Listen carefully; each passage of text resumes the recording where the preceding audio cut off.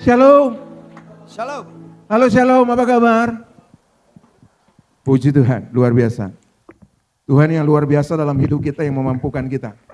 Nah, tema kita hari ini adalah bulan Oktober Christ likeness. Sama dengan tema keserupaan dengan Kristus. Saudara, setiap kita ketika dibentuk oleh Tuhan, itu sudah pasti sama dengan gambar Kristus. Pasti sama dengan gambar diri Tuhan. Persoalannya adalah ketika dosa masuk ke dalam dunia, itu menghancurkan gambar diri Allah. Itu menghancurkan gambar diri Allah. Lalu datanglah penebus namanya Yesus Kristus. Dia menebus kita dengan darahnya yang tercurah. Dan ketika kita ditebus dengan darahnya yang tercurah, saat itulah pemulihan gambar diri Allah terjadi dalam hidup kita. Amin. Saat itulah pemulihan gambar diri Allah terjadi dalam hidup Bapak Ibu saya. Artinya begini, keserupaan dengan Kristus itu harga mati bagi orang percaya. Ingat, keserupaan dengan Kristus itu adalah harga mati bagi orang percaya. Gak boleh ditawar-tawar. Karena gini, ketika kita bilang kita percaya Yesus, maka kita harus serupa dengan Dia. Amin. Ya, kalau kita bilang kita percaya Yesus, berarti kita harus serupa dengan Dia. Kenapa? Ya, kalau saudara bilang saudara percaya seseorang, maka apapun yang dia katakan, saudara dan saya harus ikut. Kalau enggak, itu berarti saudara tidak percaya. Amin. Ya, jadi keserupaan dengan Kristus yang adalah Tuhan kita, Juru Selamat kita, itu harga mati. Bilang kiri kanan, keserupaan dengan Kristus harga mati. Jadi bukan saja NKRI harga mati. Tetapi keserupaan dengan Kristus adalah harga mati bagi kita. Ini orang-orang percaya Tuhan. Ini penting, saudara, penting. Kenapa? Percuma kita datang ke gereja, percuma kita datang komsel, percuma datang kita fasting prayer, percuma kita datang di segala hal. Padahal kita nggak serupa dengan Tuhan. Halo? Ya? Padahal kita nggak serupa dengan Tuhan. Kita nggak ngikuti apa yang kita sembah, nah bahaya kita. Itu main-main namanya, buang-buang waktu namanya. Tuhan mau begini, ketika kamu bilang kamu percaya Dia, kamu harus sama seperti Dia. Kamu harus serupa dengan Dia. Nah, keserupaan dengan Tuhan itu bicara tentang karakter. Haleluya. Bicara tentang hati, bicara tentang pribadi. Jadi bukan bicara tentang, oh Yesus gondrong jadi kita harus gondrong lagi. Enggak. Bukan itu. Keserupaan dengan Kristus itu adalah karakter kita yang harus seperti Yesus. Hati kita yang harus seperti Yesus. Pemikiran kita yang harus seperti Yesus. Semua tindakan kita yang harus seperti Yesus. Nah, itu keserupaan dengan Kristus. Yang setuju katakan amin. Yang setuju katakan amin.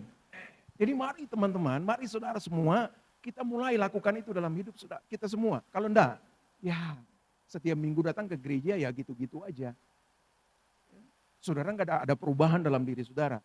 Makanya tadi gini, firman itu mengubahkan, firman itu memerdekakan. Firman itu menyembuhkan. Firman itu, dengar, dia memberikan jalan keluar bagi setiap persoalan. Karena firman itu adalah suara Tuhan. Nah, kalau kita ngerti itu, ketika firman disampaikan, kita pasti berubah. Kita pasti dikuatkan. Nah, dari sekian saya khotbah, kalau saudara benar-benar perhatikan, pasti ada satu yang nyangkut saja. Kalau saudara mau dipimpin oleh Roh Kudus, pasti ada yang nyangkut. Dan itu bisa mengubahkan kita. Saudara lihat, banyak orang berubah tidak dengan banyak kata. Banyak orang berubah cuma dengan satu kata. Bisa orang berubah. Kenapa? Karena itu kebenaran. Dan kita mau respon dengan benar. Amin. Banyak karena orang yang ngomong banyak. Ya, banyak orang yang ngerocosnya luar biasa. Tapi nggak ada isinya, ya percuma juga orang nggak bisa berubah. Amin. Orang nggak bisa berubah. Karena nggak ada isinya, nggak ada kebenarannya di situ. Saudara, walaupun kata-kata saudara sedikit, tapi kalau mengandung kebenaran, dengar baik-baik, itu bisa mengubahkan orang lain. Walaupun kata-kata kita itu, kalimat kita sedikit, pendek saja. Tapi kalau itu datang dari kebenaran, itu bisa mengubah orang lain. Dengar, ketika orang lain berubah itu bukan kamu. Tapi kebenaran yang kamu sampaikan dan kamu tahu, pribadi kebenaran itu cuma satu. Siapa? Kristus Yesus. Berikan tepuk tangan bagi dia. Oke, kita lihat firman Tuhan. Multimedia belum ya. Ya. Roma pasal 8:29. Semua orang yang dipilihnya dari semula, mereka juga ditentukannya dari semula untuk menjadi serupa dengan gambaran anaknya, supaya ia, anaknya itu, menjadi yang sulung di antara banyak saudara. Yang setuju katakan amin. Jadi dengar, saudara dan saya itu sudah dipilih, sudah ditentukan dari semula untuk menjadi seperti sekarang. Dengar baik-baik, saudara dan saya sudah dipilih, sudah ditentukan dari semula untuk menjadi seperti sekarang ini. Menjadi gambar diri Allah. Jadi bukan sembarangan gitu saudara. Saudara hidup tuh bukan sembarangan. Tuhan asal ciptakan saja, enggak.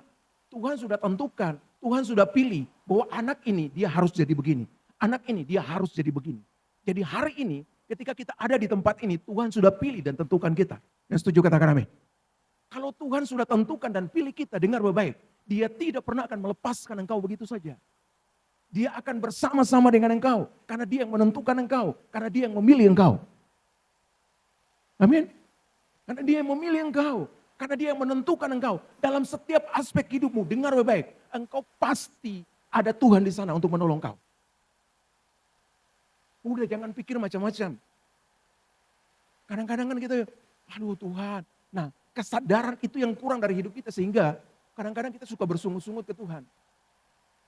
Kesadaran bahwa Tuhan tuh tolong kita. Kesadaran bahwa Tuhan yang milik kita dan menentukan kita. Kesadaran itu tuh kurang dari hidup kita. Jadi kita pikir begini, oh kita hidup biasa saja di dunia ini. Karena ya sudah saya dijadikan begini dari keluarga ini ya sudahlah. Enggak. Saudara dan saya dipilih dan ditentukan. Ketika saudara ditaruh satu keluarga, Tuhan sudah pilih keluarga itu dan tentukan keluarga itu untuk saudara ada di sana. Dan dengar baik, ketika Tuhan sudah pilih dan tentukan, berarti ada tujuan yang Tuhan taruh dalam hidupmu. Amin. Amin. Ada tujuan. Jadi bukan sembarangan asal-asalan Tuhan taruh di situ. Enggak. Ada tujuan bagi engkau di keluarga yang Tuhan taruh di situ. Ada tujuan bagi engkau untuk GBI Rock yang Tuhan taruh kamu di sini. Ada tujuan bagi kita semua. Yang setuju katakan amin. Jangan bilang, saya jadi jemaat biasa. Enggak ada. Dalam Alkitab tuh enggak ada jemaat biasa. Haleluya. Yang setuju katakan amin. Di dalam Alkitab enggak ada jemaat biasa. Di dalam Alkitab itu semua kita hamba Tuhan. Yang setuju katakan amin. Bukan pendeta yang berdiri sini aja hamba Tuhan. Enggak. Semua kita hamba Tuhan. Haleluya. Siapa yang percaya bahwa dia hamba Tuhan, tolong angkat tangan. Tinggi-tinggi. Yang enggak angkat tangan maju ke depan. Semua kita ini hamba Tuhan. Karena memang Tuhan bikin kita. Karena kita ini memang hamba dari Tuhan. Kita yang harus melakukan setiap kehendak Tuhan. Makanya disebut dengan hamba Tuhan. Jadi hamba Tuhan itu bukan pendeta aja. Tapi semua kita yang ada di sini adalah hamba Tuhan. Hamba Tuhan itu penghormatan yang Tuhan kasih ke kita. Haleluya. Keren kan? Hamba Tuhan itu adalah satu penghormatan yang Tuhan kasih ke kita. Jadi enggak semua orang hamba Tuhan. Orang yang enggak percaya Tuhan itu bukan hamba Tuhan. Setiap orang yang mau mengikuti Tuhan, dia adalah hamba Tuhan. Itu penghormatan. Itu titel penghormatan yang Tuhan kasih untuk itu. Jadi bersyukur dengan itu, saudara. Lihat, dia bilang ini, kamu telah dipilih dari semula, ditentukan lagi dari semula untuk menjadi serupa dengan gambaran anaknya. Dengar, gambaran anaknya itu bicara tentang kuasa, bicara tentang power, bicara tentang karakter, bicara tentang kasih, bicara tentang pikiran, bicara tentang hati yang kudus dan benar. Jadi kalau kita semua ditentukan untuk seperti itu, maka hidup kita harus berpatanan dengan Tuhan. Keserupaan dengan Kristus tadi. Harga mati. Lihat Kejadian 1 ayat 26. Berfirmanlah, baiklah kita menjadikan manusia menurut gambar dan rupa kita. Supaya mereka berkuasa atas ikan-ikan di laut dan burung-burung di udara. Dan atas ternak dan atas seluruh bumi. Dan atas segala binatang yang melata merayap di bumi. Maka Allah menciptakan manusia itu menurut gambarnya. Menurut gambar Allah diciptakannya dia. Laki-laki dan perempuan diciptakannya mereka. Saudara lihat. Ciptaan yang lain itu tidak segambar dengan Allah. Tapi ciptaan kita diciptakan segambar dengan Allah. Segambar dan serupa dengan Allah. Semua ciptaan lain itu diciptakan dengan berfirman. Tapi kita diciptakan bukan berfirman. Tapi Allah bilang begini, marilah kita menjadikan manusia menurut gambar dan rupa kita. Perhatikan baik-baik. Waktu Allah menciptakan ikan-ikan di laut, dia berfirman kepada siapa? Dia berfirman kepada air. Coba lihat. Dia berfirman kepada air. Di dalam air berkeriapanlah ikan-ikan. Maka ikan-ikan ada. Jadi dengar, ketika ikan dipisahkan dari air, kira-kira ikan hidup enggak? Enggak, mati. Mati. Karena dia tidak boleh dipisahkan dari air. Karena dari sanalah dia diciptakan. Ketika diciptakan apa? Tumbuh-tumbuhan. Allah berfirman kepada apa? Tanah. Allah berfirman kepada tanah. Tanah bertumbuhlah tumbuh-tumbuhan. Maka bertumbuhlah tumbuh-tumbuhan itu. Jadi lihat. Ketika tanaman itu dipisahkan dari tanah. Kira-kira tanaman itu hidup gak? Mati. Nggak bisa. Waktu dia ciptakan burung-burung di udara, dia berfirman kepada apa? Ya. Coba, waktu dia ciptakan manusia, dia berfirman kepada siapa? Dia berfirman kepada dirinya sendiri. Marilah kita menciptakan manusia. Jadi kalau manusia tanpa Allah, manusia tanpa Yesus, hidup enggak? Mati. Karena dari sanalah dia berasal. Halo? Luar biasa kan saudara? Saudara dan saya ini luar biasa. Bilang kiri kanan, kamu tuh luar biasa. Cuma kamu nggak tahu aja, bilang. Sekarang kamu tahu, kamu luar biasa. Karena kamu diciptakan dari Allah. Amin. Haleluya. Kamu diciptakan dari Allah. Allah yang memberikan kekuatan bagi kamu. Kamu lepas dari Allah, kamu mati. Kamu tidak ada punya kekuatan apa-apa. Nah, mari kita bahas. Ada 3 hal penting.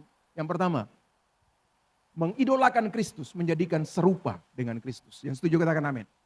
Ketika kita mengidolakan seseorang, saudara, lihat apa yang saudara akan ambil dari situ. Ketika saudara mengidolakan seorang artis, pasti gini, pakaian dia saudara pakai, waduh ini kayak dia nih. Rambut dia juga, ya kan? Sekarang apalagi itu, drakor itu ya. Drama Korea kalau dilihat, ibu-ibu apalagi cewek-cewek ya, yang usah bilang ibu-ibu lah, nggak enak. Bilang yang cewek-cewek aja, kalau cewek itu termasuk ibu-ibu, termasuk yang muda-muda juga. Kalau lihat drama drakor, kalau pemainnya yang perempuan, cantik ya, rambutnya begini ya. Oh itu idola saya tuh. Udah besok pulang ke salon pun seperti begitu. Kalau warnanya pirang, udah dipirangin aja. Kalau warnanya hijau, ya udah diijoin aja. Yang separuh hijau, separuh merah, oke lah. Itu yang penting sesuai dengan dia kan. Seperti dia. Jangan terlalu banyak chatnya lagi. Nanti bisa di jalan orang dipikir itu kan. Orang apa? Nah, 7:05 om. Tuh, orang stres. Kan kita idolanya seperti itu ya. Sama saudara saya juga. Dulu nih saya suka. Ya saya bukan penyanyi sih, bukan artis penyanyi, enggak, tapi saya senang nyanyi. Jadi kalau saya lihat penyanyi saya yang apa? Yang tampil terus suaranya begini-begini, saya pasti akan ikut gaya dia seperti itu, nyanyi dia seperti itu. Kenapa? Itu idola saya. Pasti kita akan itu. Nah, secara manusia kita seperti itu. Naluri kita pasti seperti itu. Nah, hari ini kalau kita mengidolakan Kristus, pasti kita akan sama serupa seperti Kristus. Amin. Karena dia idola kita. Kecuali Yesus bukan idola kita. Itu beda. Firman Tuhan katakan begini, Mazmur 115, ayat 11, 4, 5, dan 8.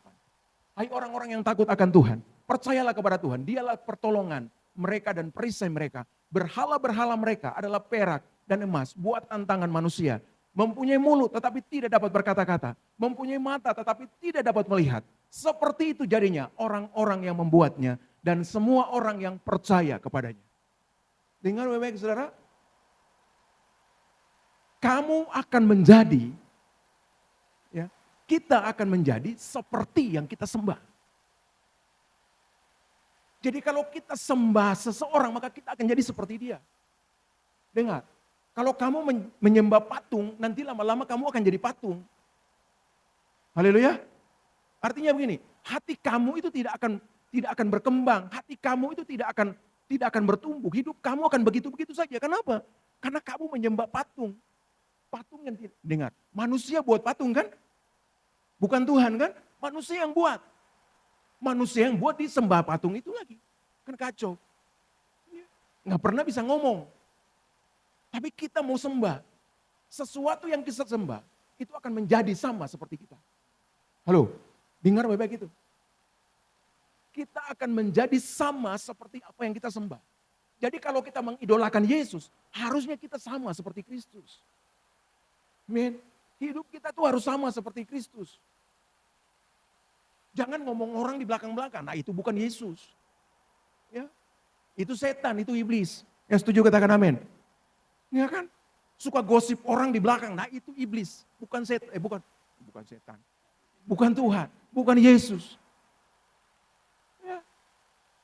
Kalau Yesus enggak gitu. Yesus itu tegur dengan kasih. Ngomong dengan baik-baik. Itu Yesus. Kalau kita mengidolakan Yesus, kita harus seperti itu.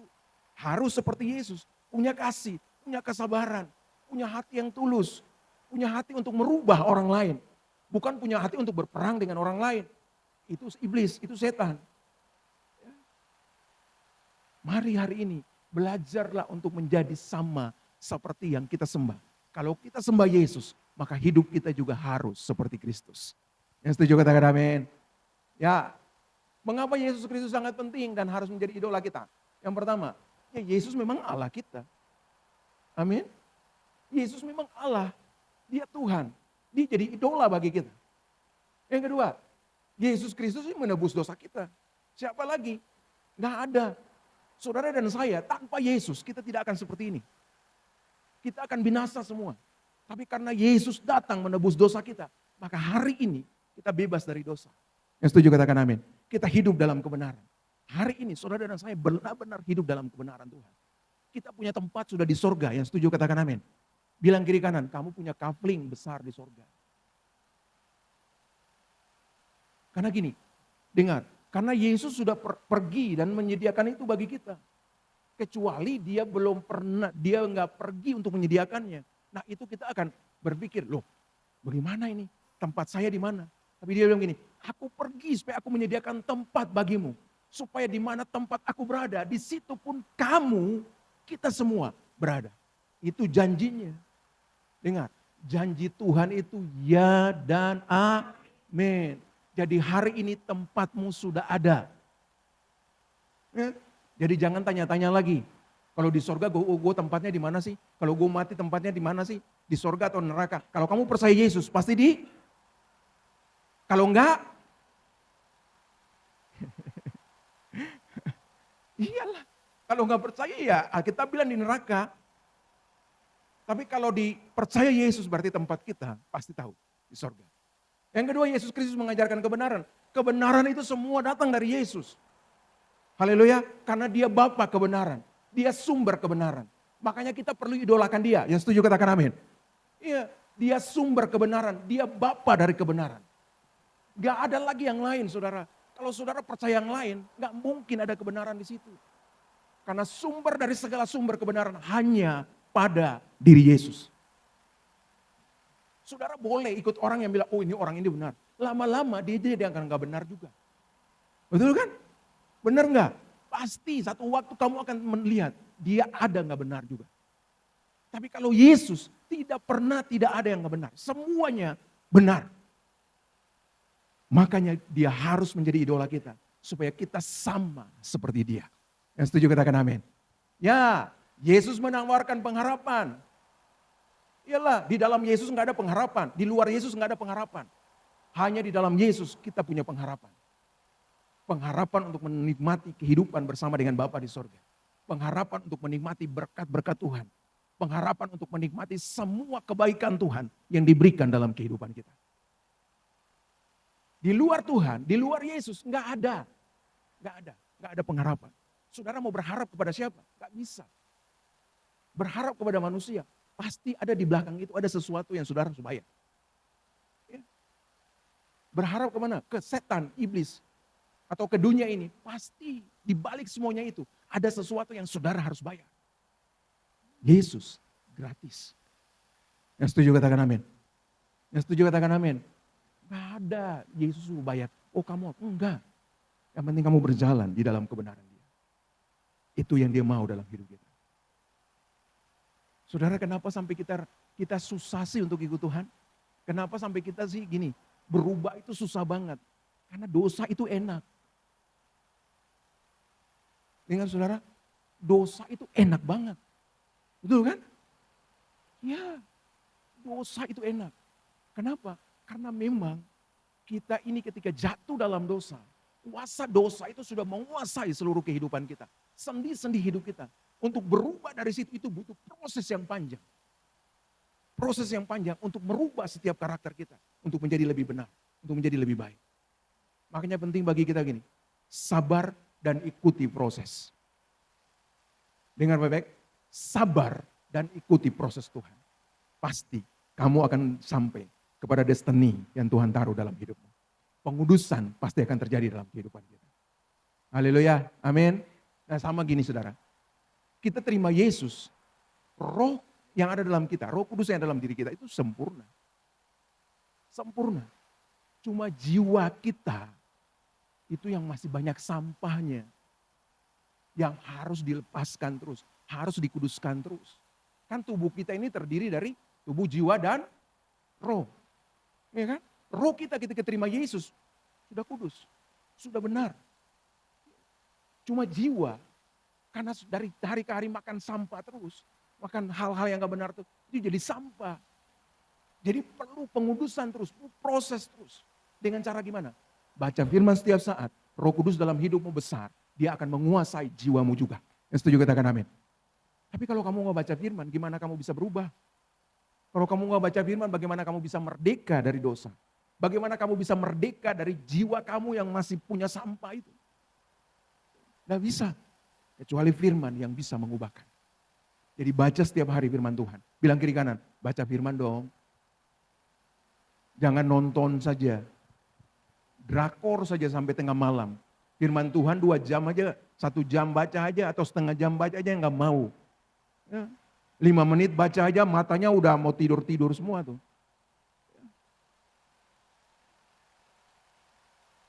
Om Aming aja yang udah tua begitu aja baca firman hampir setiap hari. Ya kan? Benar kan Om? Ya. Coba lihat orang tua aja bisa begitu apalagi anak-anak muda. Punya kesempatan untuk baca firman Tuhan. Karena firman itu yang mengubahkan kamu. Haleluya. Dengar baik-baik. Ketika masalah datang, kalau kamu nonton drakor, kalau kamu nonton hal-hal yang lain, dengar. Ketika itu datang, maka yang muncul itu. Yang kamu lihat. Yang kamu lihat setiap hari. Yang kamu baca setiap hari. Tapi kalau kamu baca firman Tuhan setiap hari, ketika masalah datang yang keluar firman. Yang setuju katakan amin. Ya. Nah bagaimana firman bisa keluar kalau setiap hari nggak baca firman? Kalau masalah datang yang keluar, aduh, apa yang keluar? Nggak tahu. Apa yang kamu baca, apa yang kamu lihat, itu berpengaruh dalam hidup kamu. Itu sangat mempengaruhi hidup kamu, jadi hati-hati. Yesus menawarkan kedamaian, damai itu cuma datang dari Yesus. Damai sejahtera yang melampaui segala akal, itu cuma datang dari Yesus. Di luar Yesus nggak ada, haleluya. Makanya dia perlu jadi idola bagi kita. Saudara punya kekhawatiran, serahkan ke Tuhan. Lalu minta begini, damai sejahtera yang melampaui segala akal, memenuhi seluruh hidupmu. Tuhan akan berikan itu bagimu. Yesus Kristus memberikan teladan. Memang dia jadi teladan bagi kita. Ini adalah tujuan kedua Yesus datang ke dalam dunia. Tujuan pertama apa? Apa? Menebus dosa manusia. Itu tujuan pertama Tuhan. Ada orang yang meneladani Yesus, tetapi dia tidak percaya Yesus. Masuk surga atau neraka? Diselamatkan atau enggak? Enggak. Lu mau meneladani Yesus, tapi lu harus percaya kepada dia. Yang setuju katakan amin. Karena itu tujuan pertama Yesus datang ke dalam dunia ini. Untuk menebus setiap dosa kita. Ketika dosa kita ditebus, saudara akan dibenarkan. Dan harus melakukan setiap kebenaran. Karena Yesus menjadi teladan di dalam kehidupan kita. 10 keteladanan Yesus Kristus yang wajib dicontoh dalam kehidupan. Gak usah terlalu banyak. Teladan dalam penderitaan, teladan pengampunan, teladan kerendahan hati. Saudara bisa baca di rumah. Ya, boleh dipoto, boleh segala macam. Saudara bisa menemukan ini. Saya cuma bawa 10, tapi ada banyak hal menjadi teladan bagi kita dari kehidupan Kristus. Ya, dia teladan pengampun penderitaan. Dia mati bagi kita, dia menderita bagi kita, walaupun kita masih berdosa, walaupun kita masih bikin sakit hati dia, tetapi dia tetap menderita bagi kita. Dia mau datang untuk menebus dosa kita. Yang setuju katakan amin. Pengampunan, dia mau mengampuni kita, walaupun saudara masih berdosa, dia tetap mengampuni saudara. Ketika saudara datang dia ampuni, dia tahu kamu akan bikin dosa lagi. Tapi dia tetap menyediakan pengampunan bagi saudara dan saya. Itu Yesus yang kita percaya. Yang setuju katakan amin. Yang setuju katakan amin. Allah lain gak bisa gitu loh saudara. Allah lain gak begitu. 1-2 kali datang aja udah. Kalau kamu gak mau percaya ya sudahlah. Tapi Yesus berkali-kali kamu datang, beribu-ribu kali, berjuta-juta kali kamu datang. Pasti dia akan mengampuni kita. Haleluya. Tapi jangan lagi ketika sudah diampuni terus bikin dosa yang sama. Kamu sedang memperdaya Tuhan. Gak boleh. Saudara ada 10 hal itu kita bisa lihat di rumah. Yang berikutnya, sesungguhnya ada tokoh idola yang layak kita kagumi dan dapat dipengaruhi merubah, memerdekakan dan memberikan teladan dalam kehidupan kita. Dia adalah Tuhan Yesus Kristus. Tokoh idola kita yang paling utama adalah Yesus Kristus. Yang kedua kita belajar keserupaan dalam tindakan. Kalau saudara sudah serupa dengan Kristus, saudara juga harus serupa dalam tindakan Kristus. Yang setuju katakan amin. Ya, kalau kita sudah serupa dengan Kristus, kita juga harus serupa dalam tindakan kita sama seperti Kristus. Lihat firman Tuhan. 2 Yohanes 2 ayat 6. Barang siapa mengatakan bahwa ia ada dalam dia, ia wajib hidup sama seperti Kristus telah hidup. Dengar, kata wajib itu artinya ini, harus. Gak ada pakai tawar-tawar. Kalau kita bilang kita percaya Yesus, maka kita harus hidup seperti Kristus hidup. Jadi kalau orang belum hidup seperti Kristus hidup, itu berarti sebenarnya dia belum percaya kepada Tuhan. Halo, amin? Itu dia masih setengah-setengah. Orang yang setengah-setengah itu dimuntahin, dibuang. Ya. Kalau kamu panas, kalau kamu dingin. Kalau kamu suam, dimuntahin. Amin. Itu yang harus kita lakukan dalam hidup kita. Kalau kamu percaya Yesus, lakukan apa yang Yesus mau di dalam hidup. Itu baru kamu pengikut dia yang setia. Wajib hidup sama seperti Kristus telah hidup. Jadi kalau hari ini ada orang yang fitnah saudara, ada orang yang marah-marah saudara tanpa dasar apa yang harus saudara lakukan? Balik lagi marah. Itu. Balik lagi marah-marah, amin. Amin. Atau ketika ada orang fitnah kita, orang maki-maki kita di jalan tanpa jelas apapun itu, kita balik dan berdoa memberkati dia. Amin. Nah, itu baru benar. Itu baru ikut seperti Yesus. Haleluya. Kalau orang tampar pipi kiri, balik sikat dia. Ya. Amin. Amin. Benar enggak kalau orang tampar pipi kiri lu kasih ke pipi kanan? Coba mari sini gua. Tampar. Mau enggak? Hah? Iya. Artinya begini saudara, kalau orang buat salah ke kita, kalau orang menyakiti kita, Kita nggak boleh balik untuk menyakiti orang itu. Yang setuju katakan amin. Yesus bilang begini, ampunilah mereka Bapa karena mereka tidak tahu apa yang mereka perbuat. Itu perkataan Yesus yang sangat luar biasa. Padahal dia sudah menderita, sudah mau mati di kayu salib. Sudah dipukulin, kamu baru ditampar saja, baru merah sedikit aja, sudah mau balas. Ya, balas bukan pakai tangan lagi, pakai kayu. Kalau bisa ada pisau di situ, udah pakai pisau aja lah. Kita kan kayak gitu. Manusia, kedagingan kita seperti itu. Nah, kesadaran kita tentang bahwa Tuhan ada dalam hidup kita itu yang buat kita berubah. Yang setuju katakan amin. Kesadaran kita bahwa Tuhan ada dalam hidup kita itu yang buat kita berubah. Jadi kalau ada orang yang marah-marah ke saudara tanpa jelas, sudah balik dan memberkati dia. Tuh nggak ada sakit kan? Sakit nggak? Palingan lu bilang, sakit di sini. Sini cuma ya. Sakit di sini lu yang bikin-bikin aja. Betul kan? Tapi coba kalau lu nggak bikin-bikin, nggak sakit itu. Cuek aja. Kan urusannya nggak benar kan? Dia ngomong juga nggak benar. Ngapain kita tanggapi? Yang setuju katakan amin. Ya, yang kita bisa lakukan gini, berdoa bagi dia. Tuhan jamah dia, ubah mulutnya, ubah hatinya. Supaya ketika satu waktu lagi dia memberkati aku, bukan fitnah aku. Itu kan? Itu aja, itu Tuhan. Itu Tuhan, bukan saudara. Kalau daging saudara pasti gitu kan, pasti kita tuh.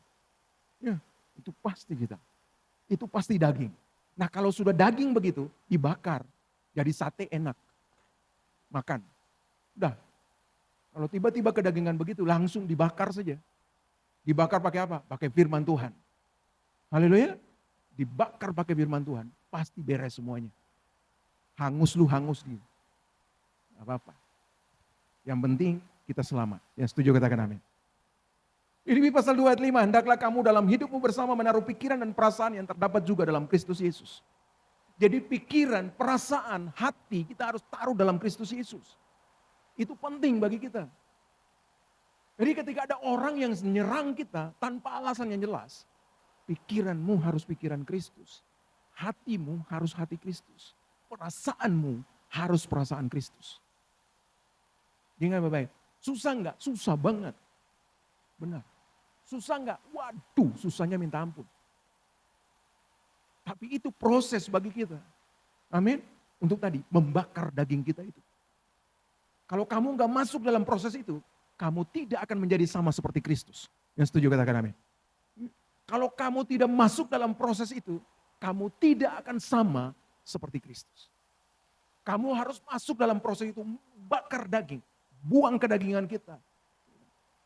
Lepaskan semua hal-hal dunia.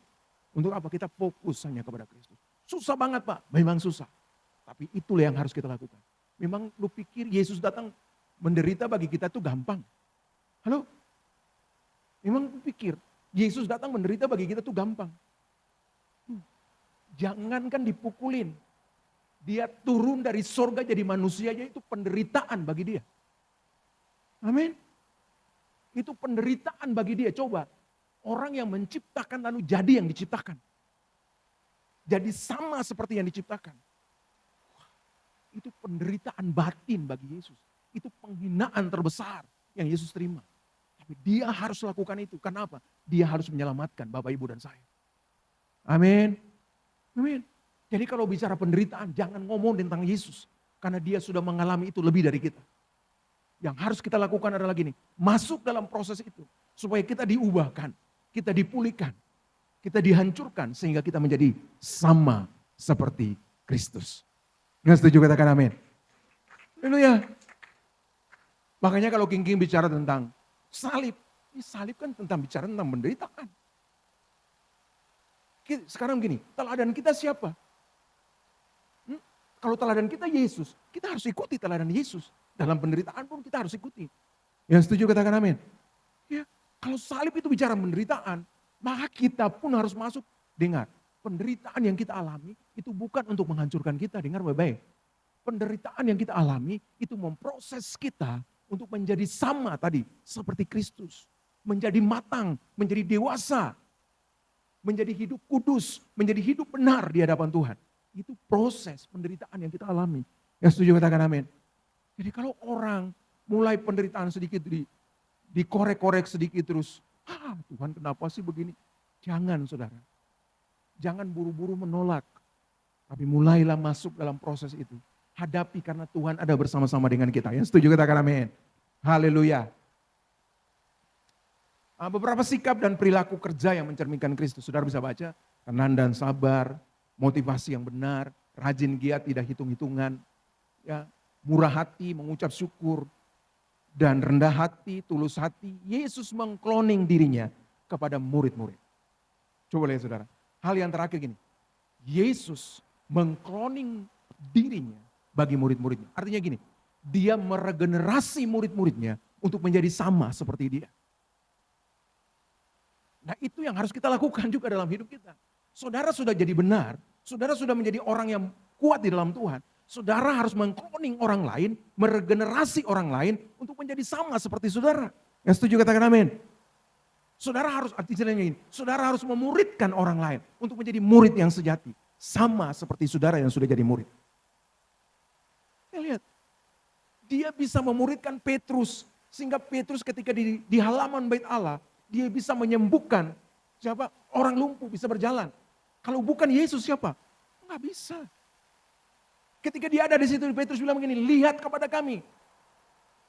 Orang lumpuh itu pikir dia mau bayar, mau kasih uang. Dia bilang, emas dan perak tidak ada padaku, yang ada padaku. Dalam nama Yesus engkau berdiri dan berjalan. Coba lihat, Yesus mengkloning semua murid-muridnya untuk jadi sama seperti dia. Saudara, kalau kita lihat, Petrus bisa berkhotbah, 3.000 orang bertobat. Satu KKR yang luar biasa. Padahal dia orang yang menyangkali Yesus loh. Tapi ketika dia buka hati dan dia mau Yesus datang dan merubah diri dia berespon yang benar, maka kehidupan dia berubah 180 derajat. Menjadi orang yang benar di hadapan Tuhan. Setiap kali perkataannya membawa kuasa, membawa sukacita, membawa perubahan bagi orang lain. Amin. Haleluya. Amin saudara. Jadi mari. Apa yang Yesus sampaikan bagi kita? Dia ingin mengkloning kita, meregenerasi kita untuk menjadi sama seperti dia. Yesus lakukan itu. Supaya apa? Supaya kita hidup di dalam kebenarannya. Berjalan di dalam kebenarannya. Menjadi serupa dengan dia. Segambar dengan dia. Ada 3 hal yang berkontribusi agar kita bisa menjadi serupa dengan Kristus. Yang pertama, menjadi serupa dengan Kristus merupakan hasil dari penyerahan diri kepada Allah. Jadi penyerahan diri kepada Allah itu bisa mengubah hidup kita sehingga kita menjadi serupa dengan dia. Menjadi serupa seperti Kristus adalah hasil kemerdekaan dari dosa. Saudara hidup tanpa dosa. Saudara hidup di dalam Kristus. Saudara dibenarkan di dalam Kristus. Saudara akan menjadi sama seperti Kristus. Amin. Menjadi serupa seperti Kristus adalah hasil dari pertumbuhan iman Kristen. Amin saudara. Jadi ingat nih, menjadi serupa seperti Kristus adalah hasil dari pertumbuhan iman Kristen. Iman itu bertumbuh dari mana? Bertumbuh dari pendengaran akan firman Kristus. Jadi kalau baca firman, jangan baca di dalam hati. Yang setuju katakan amin. Baca tuh harus besar-besar supaya kuping itu dengar. Amin. Ketika kuping dengar dibawa sampai di hati. Nah disitulah kita ada pertumbuhan iman kepada kita. Itu firman itu mengubahkan kita. Nah kalau saudara nggak baca, gimana saudara bisa bertumbuh dalam iman? Nggak bisa kan? Gimana saudara bisa bertumbuh dalam iman kalau firman Tuhan saudara nggak pernah baca? Dan saudara cuma baca gini. Lama-lama kalau baca begini itu nggak ada suara pasti ngantuk gitu. Pasti tidur. Gitu. Harus keluarin suara. Yang setuju katakan amin. Supaya kuping saudara dengar apa yang saudara baca. Saudara jangan bilang bahwa, wah itu cuma Pak Ampi, lo dengar dong. Dengar. Sebelum zaman perjanjian baru, perjanjian lama pun ada kayak gitu. Si nabi-nabi di zaman perjanjian lama, atau orang-orang terkenal zaman perjanjian lama, ketika mereka menghadapi masalah, dengar apa yang mereka lakukan. Mereka memotivasi diri mereka dengan kebenaran. Yang setuju katakan amin. Mereka memotivasi diri mereka dengan kebenaran. Berkali-kali saya bilang, ketika Daud merasa sesat, merasa penderitaan, merasa ada di dalam kuburan, terlilit dengan tali-tali maut. Dia bilang gini, mengapa engkau tertekan hai jiwaku? Bangkitlah, berharaplah kepada Allah. Dengar, dia ngomong untuk dirinya. Supaya kupingnya dengar. Sehingga itu memotivasi hatinya, memotivasi dirinya. Sehingga dia bisa kuat, dia bisa keluar dari masalah itu. Nah kita ketika punya masalah, nangis saja lama-lama pingsan, orang nggak tahu. Motivasi dirimu dengan kebenaran. Haleluya. Sampaikan kebenaran bagi dirimu. Bagaimana kita bisa sampaikan kebenaran kalau firman aja nggak tahu? Halo. Makanya baca firman setiap hari. Yang setuju katakan amin. Baca firman setiap hari. Supaya firman itu mengubahkanmu. Firman itu memerdekakanmu. Kalau enggak ya enggak bisa. Kamu dan saya tidak pernah akan bisa keluar dari masalah. Saudara lihat. Sekarang saya tuh perjuangan kayak gitu. Setiap hari, setiap kali. Saya harus memotivasi diri saya. Dengan firman Tuhan. Dengan kekuatan dari kebenaran. Karena kebenaran itu mengubahkan saya. Mengubahkan pikiran, mengubahkan hati, mengubahkan perasaan saya. Kalau saya nggak pakai itu, waduh, selama 3 bulan ini mungkin saya akan udah lemas saya nggak bakalan berdiri di sini. Iya benar saudara, tapi benar saya kasih kesaksian bagi saudara. Ketika firman Tuhan saya sampaikan, saya berdiri tegak. Padahal saya udah lemas, ingat, saya udah lemas, saya udah nggak kuat. Tapi ketika saya sampaikan firman Tuhan bagi diri saya motivasi diri saya dengan kebenaran firman. Tiba-tiba kekuatan saya muncul. Saya berani, saya bisa berdiri, saya bisa kuat. Kenapa? Karena Tuhan bekerja dalam kebenarannya. Yang setuju katakan amin. Ini benar loh. Benar ini. Ini kesaksian saya bagi saudara. Supaya saudara tahu. Selama 3 bulan ini itu yang saya lakukan. Bahkan sampai tadi pagi pun. Ketika khotbah, bahkan tadi sempat ini, saya masih seperti itu. Karena gak mudah menjalani kehidupan ini seperti saya. Gak mudah memang. Tapi di dalam Tuhan kita pasti mampu. Di dalam Tuhan kita pasti kuat. Nah setuju katakan amin. Ya, dan saya percaya itu yang akan mengubahkan. Itu yang akan mengikis semua hal-hal yang buruk dari hidup saya. Itu yang akan mengikis pikiran-pikiran yang gak benar. Perasaan-perasaan yang gak benar. Hati yang gak benar. Itu akan mengikiskan apa? Merdeka. Karena firman itu memerdekakan. Firman itu mengubahkan. Tanpa sadar, saudara, kadang-kadang kita tidak percaya itu. Tapi percayalah, saya sudah mengalami itu. Benar, saya sudah mengalami itu.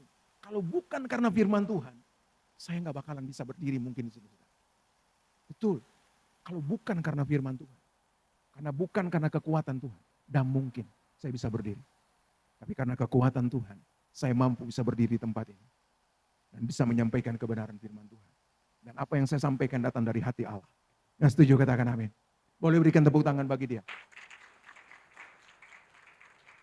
Tindakan kita yang mengenakan gaya hidup Kristus, yaitu melakukan kehendaknya, membuat kita menjadi saksi yang dapat membuktikan bahwa Yesus adalah anak Allah yang mati dan bangkit. Jadi kita bisa jadi saksi ketika kita mengenakan gaya hidup Yesus dalam hidup kita. Ya, kita memakai gaya hidup Kristus dalam hidup kita, itu menjadi saksi bagi orang lain bahwa Kristus telah mati dan bangkit bagi kita. Itu kan yang harus kita sampaikan bagi orang lain. Bukan yang lain, bukan hanya berkat. Kalau berkat itu kecil, tapi penderitaan Kristus, kematian dan kebangkitan Kristus, itu yang harus kita sampaikan bagi orang lain. Supaya orang lain juga dapat bertobat dan percaya, masuk dalam keselamatan bersama-sama dengan kita. Amin. Dan terakhir, pemuji-pemuji maju ke depan. Menjadi surat Kristus yang terbuka. Semua kita, dengar baik, semua kita harus menjadi surat Kristus yang terbuka. Semua kita yang percaya Yesus, dengar baik, hidupmu itu harus bisa dibaca oleh setiap orang. Orang harus melihat Yesus di dalam kehidupan, dalam setiap tindakanmu, dalam setiap perkataanmu, dalam setiap apa saja yang kau lakukan, orang harus melihat Yesus. Itulah apa? Kita menjadi surat Kristus yang terbuka, yang bisa dibaca oleh semua orang. Jangan sampai kehidupan kita itu jadi batu sandungan bagi orang lain. Orang gak bisa baca apa yang tertulis dalam hidup kita. Tuhan gak mau seperti itu. Tapi Tuhan mau begini. Hidupmu itu bisa mencerminkan kemuliaannya. Lewat apa? Lewat tindakan, lewat perkataan yang benar. Supaya orang bilang, oh iya, ternyata orang Kristen seperti ini. Ketika orang bilang orang Kristen seperti ini, kamu sedang memberitakan kabar tentang Kristus bagi dia. Amin. Lihat tuh, 2 Korintus pasal 3 ayat 3. Karena telah ternyata bahwa kamu adalah surat Kristus yang ditulis oleh pelayanan kami. Ditulis bukan dengan tinta tetapi dengan roh dari Allah yang hidup.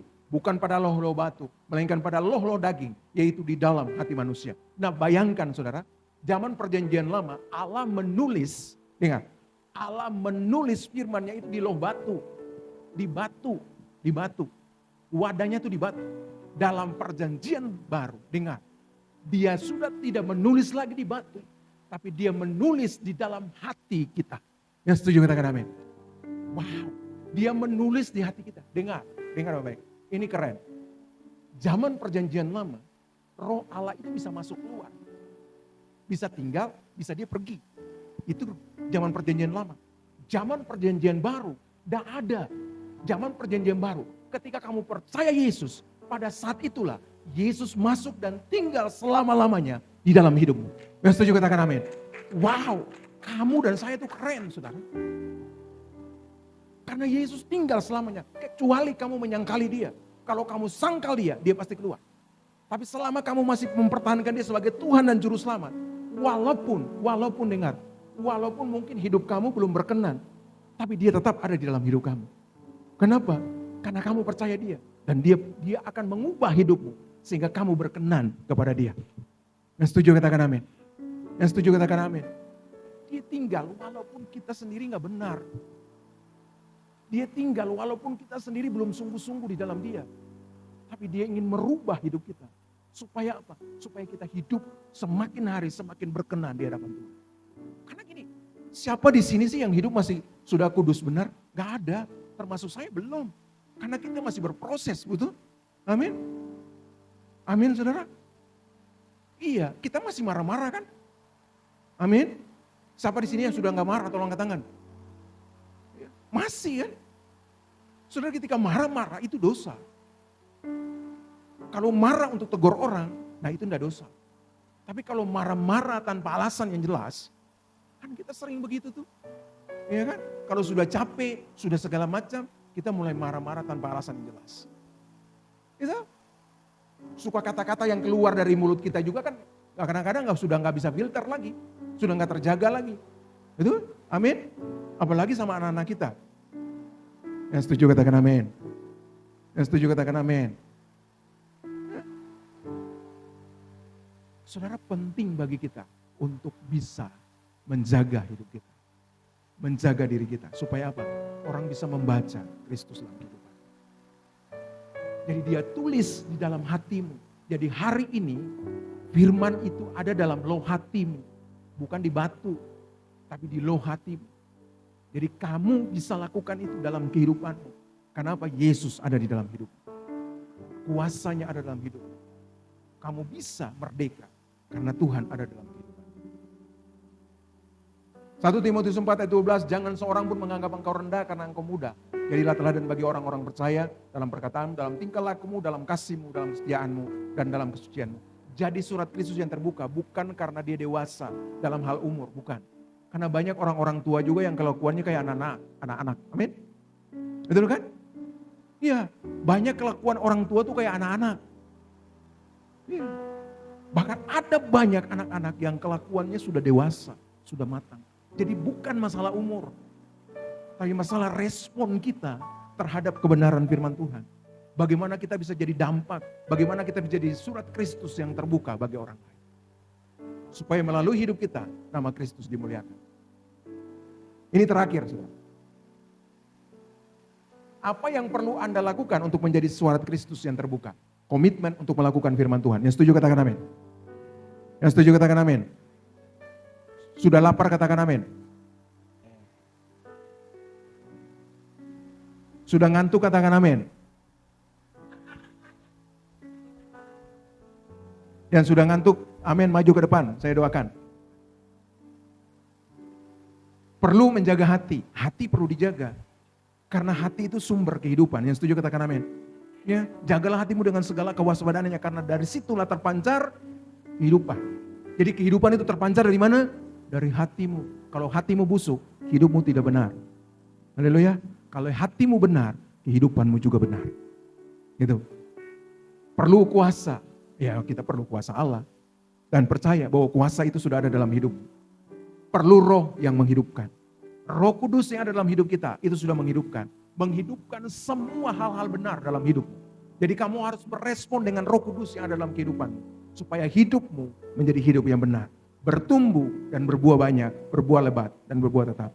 Supaya melaluimu nama Kristus dimuliakan. Berikan tepuk tangan bagi dia. Ini, baca ini. 1, 2, 3.